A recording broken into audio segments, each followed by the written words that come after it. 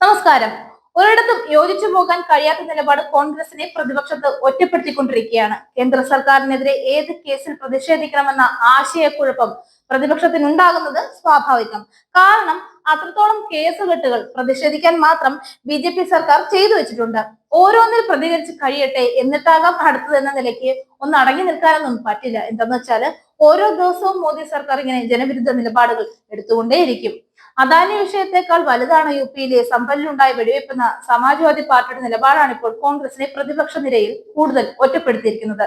തൃണമൂൽ കോൺഗ്രസ് ദിവസങ്ങളായി അദാനി വിഷയത്തിന്റെ പേരിൽ ഇന്ത്യ സഖ്യത്തിന്റെ യോഗത്തിൽ പോലും പങ്കെടുക്കുന്നില്ല.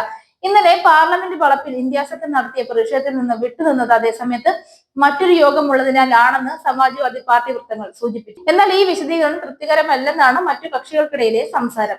തിങ്കളാഴ്ച വൈകിട്ട് തന്നെ പ്രതിഷേധ പരിപാടി തീരുമാനിച്ചിരുന്നു. മനുഷ്യർ കൊല്ലപ്പെടുകയും അവകാശങ്ങൾ നിഷേധിക്കപ്പെടുകയും ചെയ്ത സംഭവമായതിനാൽ അദാനി വിഷയത്തെക്കാൾ വലുതാണ് സമ്പൽ സംഘർഷം എന്നാണ് എം പി സിയാബുർ റഹ്മാൻ ഇന്നലെ പറഞ്ഞത്.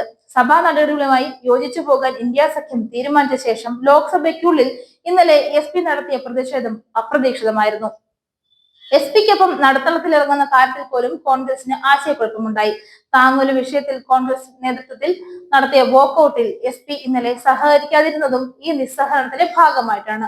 കോൺഗ്രസ് ഉയർത്തിയ അദാനി വിഷയം ഒഴികെ മറ്റു പ്രതിപക്ഷ കക്ഷികളുടെ വിഷയങ്ങളിലെല്ലാം ഇന്നത്തെ ശൂന്യവേളയിൽ അവതരിപ്പിക്കാനാണ് സ്പീക്കർ അനുമതി നൽകിയത്.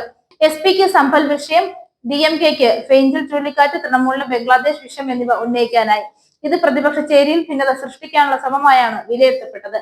ഇന്ത്യ സഖ്യത്തിന്റെ നേതാവായി മമതാ ബാനർജിയെ ഉയർത്തിക്കാട്ടുന്നതിനെ തൃണമൂൽ കോൺഗ്രസ് MP കീർത്തി ആസാദ് ഇന്നലെ പിന്തുണച്ചു. അന്ന് നല്ല തമാശ എന്നായിരുന്നു കോൺഗ്രസിന്റെ MP മാണിക്കം ടാഗോറിന്റെ പ്രതികരണം.